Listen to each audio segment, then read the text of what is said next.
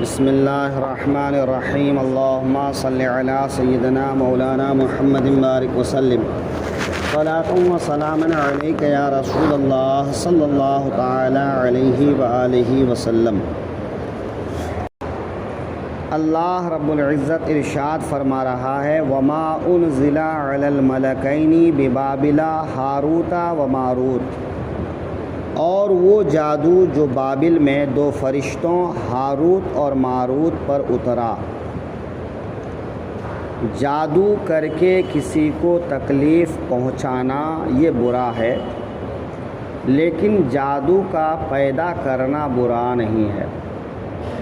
اللہ تبارک و تعالی ہر چیز کا خالق ہے، تو خالق ہونے کے اعتبار سے اس کا کسی چیز کو پیدا کرنا برا نہیں ہے، اس چیز کو کر کے برا کرنا یہ برا ہے۔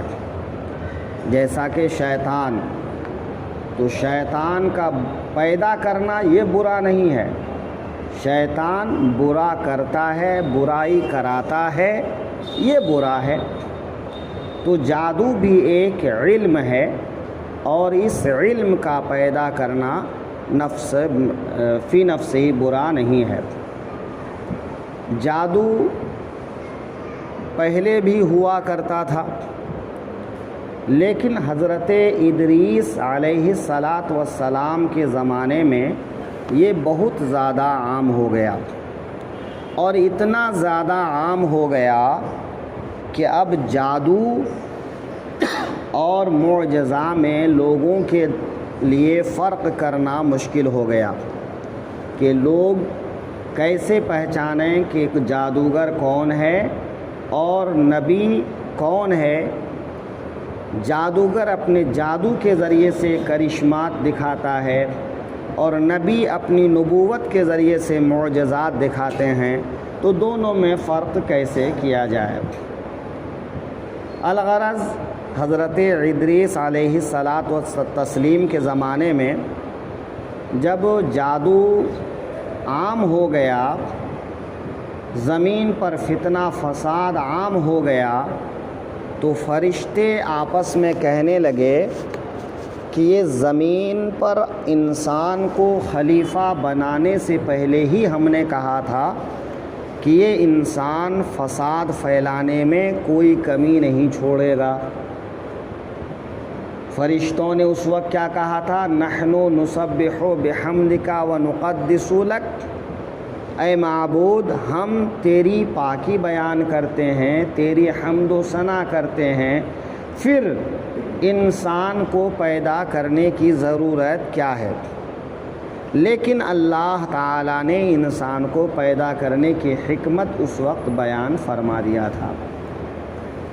فرشتے اس وقت تو خاموش ہو گئے، لیکن حضرت ادریس کے زمانے میں جب لوگ پھر فساد برپا کرنے لگے، تو فرشتے آپس میں پھر یہی بات کرنے لگے۔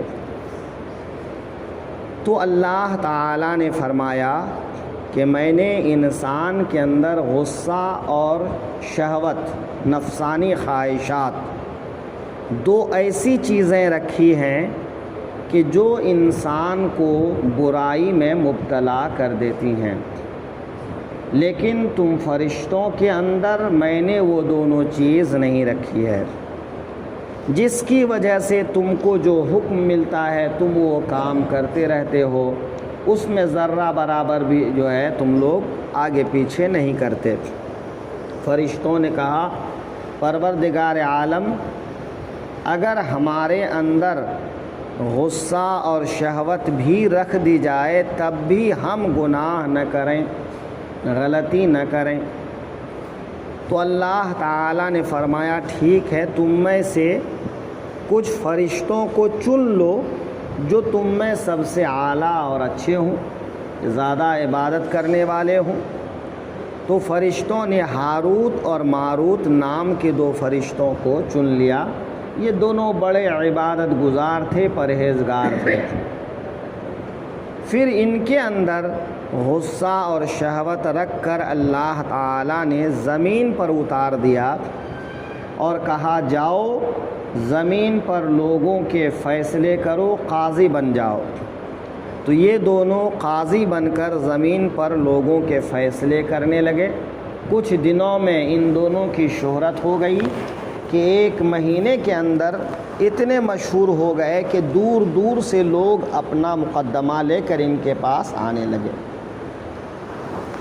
کچھ ہی دنوں میں ایک خاتون جس کا نام زہرہ تھا، یا اس کا لقب زہرہ تھا، نام کچھ اور تھا، وہ آئیں اور اپنے شوہر کے خلاف اس نے مقدمہ پیش کیا۔ وہ عورت بڑی حسین اور جمیل تھی۔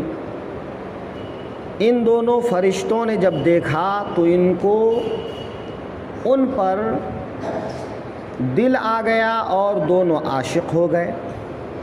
ان کے عشق میں اس قدر مبتلا ہوئے کہ اس عورت سے اپنے دل کی بات کہہ ڈالا، لیکن عورت نے کہا کہ میرا شوہر غیرت مند آدمی ہے، وہ اس چیز کو برداشت نہیں کرے گا۔ دوسری بات کہ تمہارا مذہب الگ ہے، میرا مذہب الگ ہے۔ وہ بت پرست عورت تھی، اس کی وجہ سے بھی ہم ایک نہیں ہو سکتے، لہٰذا اس نے ان کی عرضی کو نامنظور کر دیا۔ کچھ دن گزرے کہ ان دونوں فرشتوں نے پھر اس عورت سے کہلا بھیجا کہ ہم تمہارے گھر آنا چاہتے ہیں۔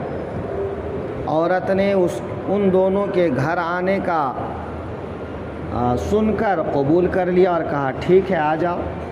جب یہ دونوں فرشتے اس عورت کے گھر پہنچے تو پھر اپنی خواہش ظاہر کی، تو اس عورت نے شرط رکھی کہ یا تو جس بت کی پوجا کرتی ہوں اس بت کو تم لوگ پرستی کرو، سجدہ کرو، یا پھر میرے شوہر کو قتل کر دو، یا پھر تم لوگ شراب پی لو، یا پھر جو ہے اسم اعظم مجھے سکھا دو۔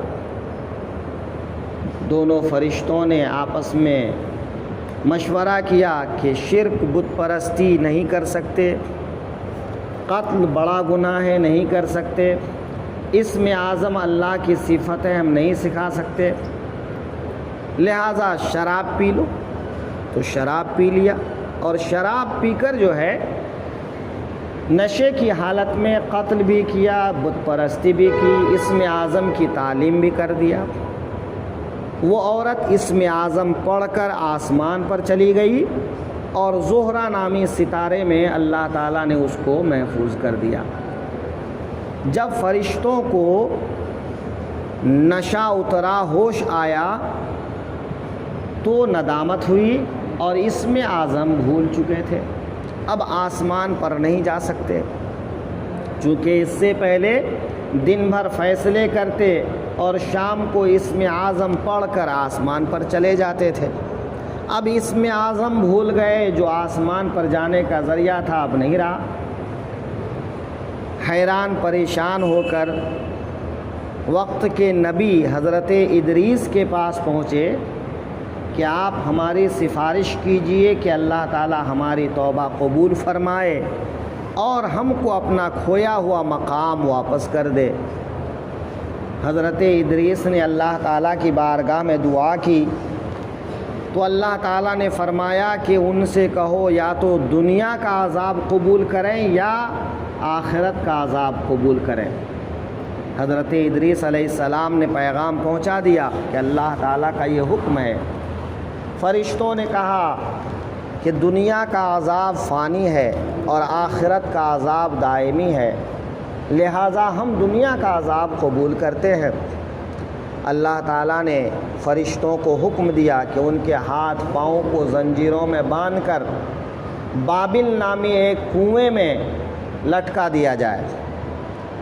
نیچے سے آگ بھڑکتی ہے اور اوپر سے فرشتے باری باری کوڑے مارتے ہیں اور وہ اسی حالت میں اللہ کا عذاب جھیل رہے ہیں۔ اسی طرح سے جو ہے آج بھی وہ اس عذاب میں مبتلا ہیں۔ یہ ہاروت ماروت دونوں عذاب میں مبتلا ہیں، لیکن اللہ تعالیٰ نے ان دونوں کے اوپر جادو کو اتارا اور ان کے پاس لوگ جادو سیکھنے کے لیے جاتے ہیں۔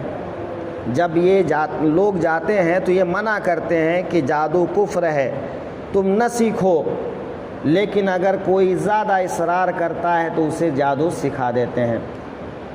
حضرت عائشہ صدیقہ رضی اللہ عنہا سے روایت ہے کہ دومۃ الجندل کی ایک خاتون جو ہے ان کے پاس آئی، جو حضور سرور عالم صلی اللہ علیہ وسلم کو ڈھونڈ رہی تھی۔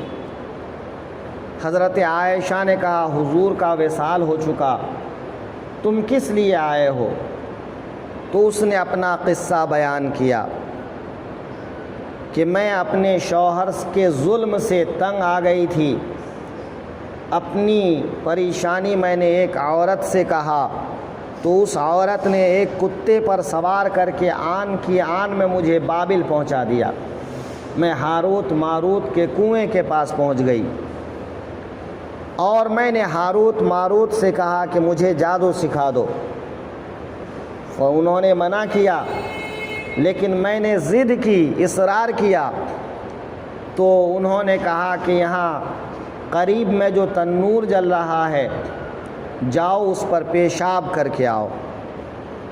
وہ کہتی ہے میں گئی اور تنور کے آگ میں نے جب پیشاب کیا تو میں نے دیکھا کہ میرے جسم سے سفید رنگ کا نورانی ایک سوار نکلا اور آسمان کی طرف جا کر غائب ہو گیا۔ جب میں لوٹ کر ہاروت ماروت کے پاس آئی، اس کو قصہ بیان کیا تو اس نے کہا کہ وہ تمہارے اندر کا ایمان تھا جو اب تم سے چھن چکا ہے اور اب سے تم جادو میں کامل ہو گئی، بڑی جادوگرنی بن گئی۔ تو میں اس کے بعد سے بہت بڑی جادوگرنی بن گئی کہ میں ایک گیہوں کے دانے کو زمین کے اندر ڈالتی، حکم دیتی فوراً اگ جاتا، پیڑ ہو جاتا، اس میں دانے لگ جاتے، پک جاتے، حکم دیتی وہ آٹا بن جاتا، روٹی بن جاتی۔